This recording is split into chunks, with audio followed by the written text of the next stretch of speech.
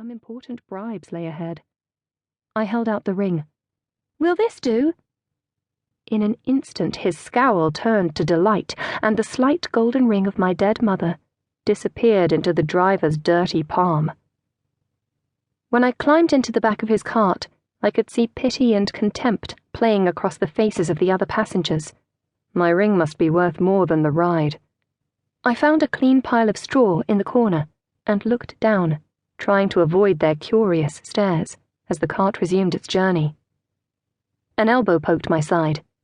A sturdy woman sidled closer, one of middling years, the only other female in the cart. Smiling, she held out a piece of brown bread. I'd had nothing to eat since last night's supper. Ordinarily, I gloried in the pangs of hunger, the mastery over my weak mortal flesh. But my mission required a certain vigor. I took the bread with a grateful nod. A mouthful of food and a gulp of watery ale from her wooden tankard brought strength to my dazed body. I leaned back against the railing. We passed a small market that appeared to sell nothing but spices and herbs. Now that the rain had stopped, the sellers threw off the blankets, keeping their narrow stalls dry.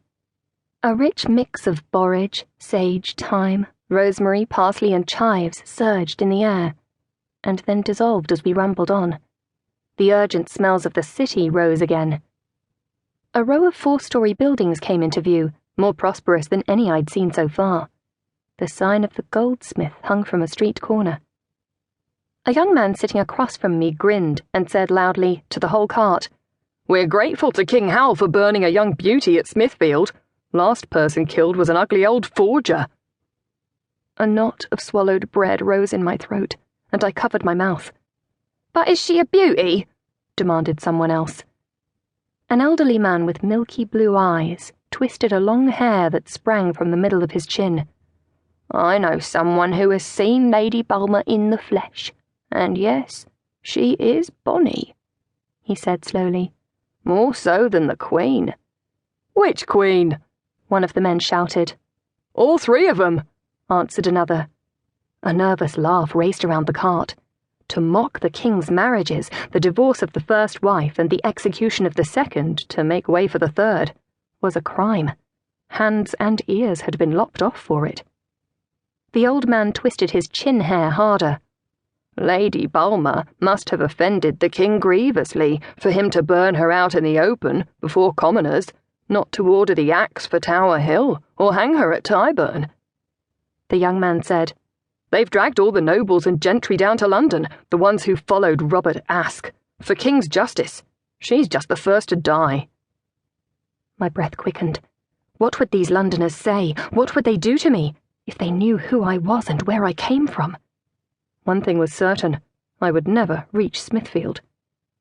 I searched my prayers for something to uphold me. O Lord my God, help me to be obedient without reserve, poor without civility, chaste without compromise.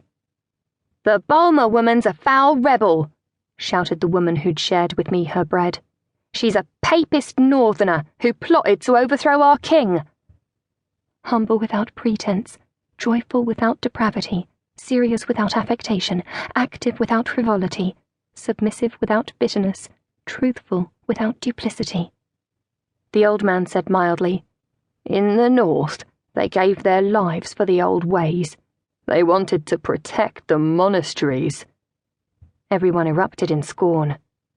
"Those fat monks hide pots of gold while the poor starve outside their walls. I heard of a nun who had a priest's brat. The sisters are whores, or else they're cripples, idiots, all cast off by their families." I heard a ragged noise. It was my own laugh, a bitter, joyless one, and unheeded, for there was a shout just then outside the cart. An urchin ran alongside, so fast he shot ahead of our horses. A panicky look over the shoulder revealed the child to be not a boy, but a smudge-faced girl, her hair cropped short. A clod of dirt sailed through the air and hit her shoulder. "Oh!" she howled. "You curs!" 2 large boys, scrambling up along the side of the cart, laughed. Within a minute, they'd have her. The men in the cart cheered on the chase. The boy's prey darted out of the street and toward a row of shops. Another girl beckoned from a doorway.